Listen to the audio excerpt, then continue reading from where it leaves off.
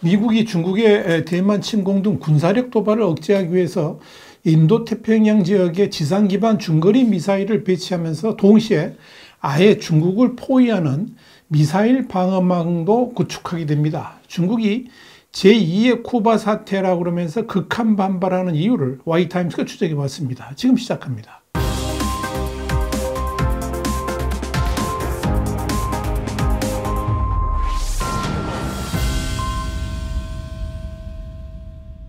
일본의 니케이 아시아는 3일 미국이 중국의 군사력 증강에 대응하기 위해서 인도태평양 지역에 중거리 미사일 기지들을 구축하게 된다 그러면서 사거리가 500에서 2700km 되는 지상 배치형 스탠다드 미사일, 그러니까 SM-6하고 토마호크 순항 미사일이 배치될 것으로 보인다, 이렇게 보도했습니다. 중국을 향한 이 중거리 미사일 배치는 중거리 핵 전략 조약, 그러니까 IMF에 의해서 배치가 금지되어 왔지만 지난 2019년 러시아의 조약 위반, 그리고 중국의 불참을 이유로 러시아와 맺은 중거리 핵 전력 조약 INF를 파기하고 신형 중거리 미사일 개발을 본격화했는데요. 이번에 미국은 중국의 강력한 반발에도 불구하고 배치하기로 결정을 한 겁니다.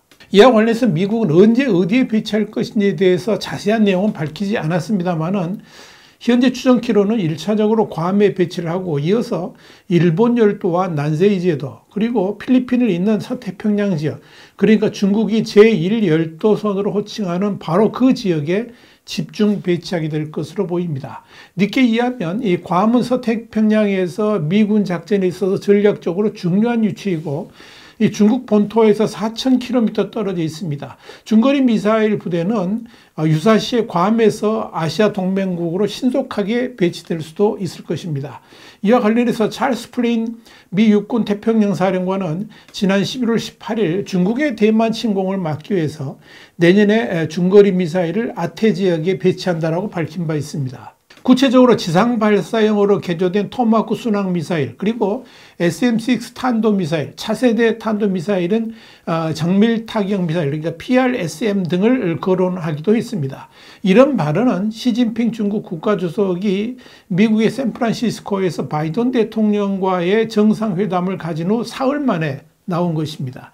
현재 미국이 구상하는 미사일 방어망 개념은 중국이 대만 침공 등을 감행할 경우에 중국 함정을 저지하고 육상 미사일 기지를 정밀 타격할 중거리 미사일 장벽을 구축하겠다, 이런 뜻으로 읽혀집니다.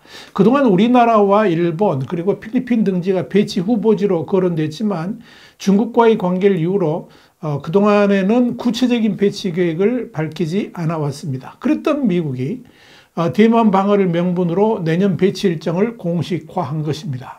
미국이 이렇게 중거리 미사일의 배치를 서두르는 것은 중국의 군사적 팽창 속도가 워낙 빠르기 때문입니다. 또 중국 내 불안 요소가 점점 커지면서 이런 위기를 정면 돌파하기 위해서 군사적 행동을 감행할 수도 있다, 이런 우려도 커지고 있기 때문에 그런 겁니다. 또한 중국이 대만을 향한 미사일 배치를 강화하면서 이에 대한 대응도 급해졌다라고 볼 수 있을 겁니다. 결국 과거처럼 대규모 항모전단 그리고 앞선 공군력만으로는 제압할 수 없는 상황이 됐다라고 판단했다는 겁니다. 이와 관련해서 찰스 플린 미 육군 태평양 사령관은 중국의 전력은 해마다 빠른 속도로 발전하고 있다 그러면서 솔직히 말해서 아태 지역은 물론이고 전 세계적으로도 매우 위험한 시점이 됐다, 이렇게 말했습니다. 결국 압도적 전력만이 중국의 도발을 억제할 수 있다는 관점에서 항모전단과 공군력, 벌떼 드론과 무인 함정에 이어서 중거리 미사일로 다단계 장벽을 구축해서 침공 의지를 아예 꺾어놓겠다, 이런 의미입니다. 물론 현재 상황에서는 시진핑 주석이 대만 침공을 감행하기는 쉽지 않을 것으로 보입니다.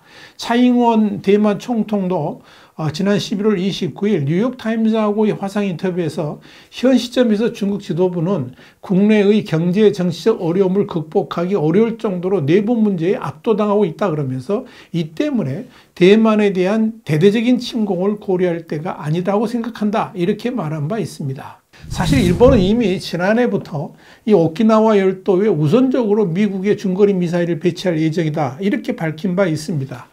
이에 대해서 중국은 극한 반발을 하면서 이를 갈고 있습니다. 중국은 심지어 중국 최대 도시 상하이를 5분 만에 타격할 거리라 그러면서 제2의 쿠바 미사일 사태를 조장하려는 심사이냐 이렇게 따져 묻기도 있었습니다. 미국의 중거리 미사일 배치가 그만큼 중국에게는 위협적이라는 의미입니다. 일본은 우선적으로 오키나와 선험단의 이시카키 섬에 건설하고 있는 이 미사일 기지에 미국의 중거리 미사일을 배치할 계획으로 있습니다. 이시카키는 일본보다 대만에 더 가까이 붙어 있는 섬인데요. 면적이 226제곱킬로미터로 안면도의 2배가량 크기입니다. 4만 명의 주민이 어업과 관광업에 종사하고 있습니다. 일본과 중국의 영유권 분쟁이 한창인 센카쿠 열도는 북쪽으로 고작 150km 떨어져 있습니다. 일본이 중국과 군사력으로 맞붙는 최전선에 마치 비수인 듯 자리 잡은 요충지인 셈입니다. 또한 중국이 대만 해협을 건너서 대만섬 측면으로 상륙할 경우에 일본이 옆에서 겨누고 있다면 중국은 훨씬 큰 손실을 감당할 수밖에 없습니다. 일본은 이시카키에 500에서 600명의 병력을 배치할 계획입니다. 바로 이런 이유 때문에 중국이 극한 반발하는 겁니다. 단순한 방어용이 아니라 공격용 무기가 이시카키에 들어서기 때문입니다. 이시카키에 미사일 부대가 배치되면 규슈하고 대만 사이에 활 모양으로 펼쳐진 섬들인 난세이 제도의 가고시마현 아마미오시마 그리고 오키나와 본섬 또 오키나와현 미야코지마에 이어서 네 번째 대중국 견제용 미사일 거점이 됩니다. 이렇게 일본의 난세이 제도는 사실상 중국이 주장하는 제1열도선과 맞닿아 있어서 대중국 방어에 아주 중요한 역할을 하는 곳이기도 합니다. 제1열도선은 냉전 시기 중국이 미국의 공격을 방어하기 위해 설정한 가상의 경계선이고요. 중국 군사력을 전개하는 목표선입니다. 또한 중국이 태평양으로 진출하는 길목이기도 할 정도로 중요한 곳이기 때문에 이 난세이 제도를 철저하게 봉쇄를 한다면 중국의 산둥성 칭다오를 모항으로 하는 북해 함대는 사실상 발이 묶이게 됩니다. 그래서 미국과 일본 양국이 이 난세이 제도 방어에 공을 들이고 있다 이렇게 보시면 됩니다. 특히 일본의 난세이 제도를 포함해서 대만, 필리핀, 인도네시아까지 미국 동맹국들이 대중국 방어망을 촘촘히 구축할 수만 있다면 중국은 결코 대만은 물론이고 대양을 넘보는데 상당한 문제가 발생할 수밖에 없습니다.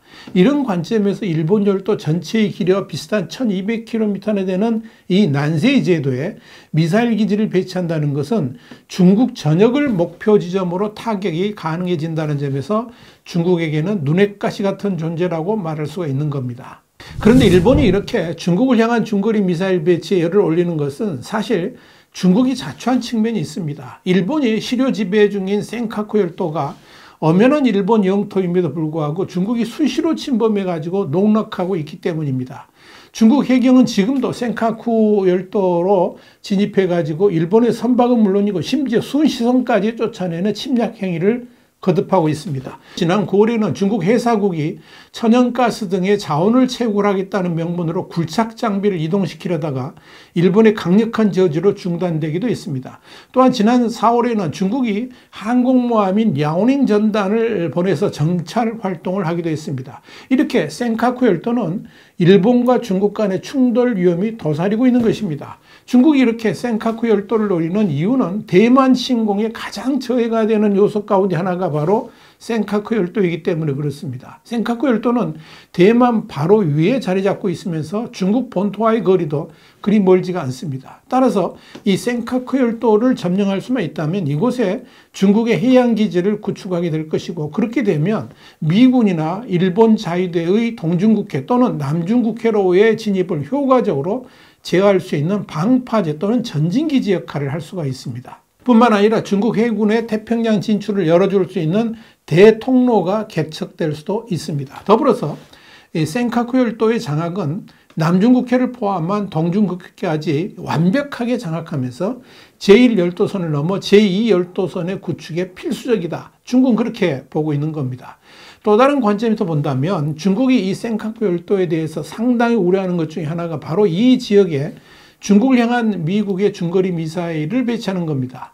이 경우에 이를 보호할 미 해병대가 진주하게 되면서 천병기지화하게 되면 중국으로서는 최악의 상황을 맞이할 수도 있겠죠. 자, 이런 여러 이유 때문에 중국은 센카쿠 열도를 호시탐탐 노리고 있는 것입니다. 사실 중국이 지난 2021년 3월 1일부터 해경국의 권한을 대폭 강화한 조치를 실시한 것도 주 목적이 바로 이 센카쿠 열도 때문이라고 해도 과언이 아닙니다. 중국이 주장하는 관할 해역 내에서 유법 행위 단속을 명목으로 다른 나라 선박에 대해서 퇴거 명령을 내릴 수 있고, 긴박한 상황에서는 무기 사용도 허용한 것이 바로 이 해경법입니다. 중국은 이 법을 군함이 아닌 해경선에 적용하면서 일본이 주장하는 센카쿠 열도의 주변 영해에 매일같이 공선을 보내서 일본을 긴장시키고 있고, 또 호시탐탐 점령 기회를 노리고 있다, 이렇게 보시면 됩니다. 그만큼 위험 요소가 도사리고 있기 때문에 미국과 일본 간의 정상회담에서 이 센카쿠 열도의 안전 보장에 대해서 미국과 직접 협의하기도 했고, 미국은 미일 안보 조약에 의거해서 센카쿠 열도를 공동으로 지키겠다, 이런 약속까지 한 마당입니다. 이런 상황에서 일본이 더 이상 중국의 침략적 행동을 제하겠다, 이런 의지로 이시카키 섬에 미국의 중거리 미사일을 배치하기로 한 것이다, 이렇게 판단됩니다. 특히 주목할 점은 이시카키의 중거리 미사일 배치는 이제 시작일 뿐이라는 점입니다. 일본 열도로부터 난세 제도까지 중거리 미사일 기지를 차례차례 들어서게 만든다면 중국은 사실 심각한 위협을 받을 수밖에 없을 것입니다. 와이타임 정세 분석이었습니다. 감사합니다.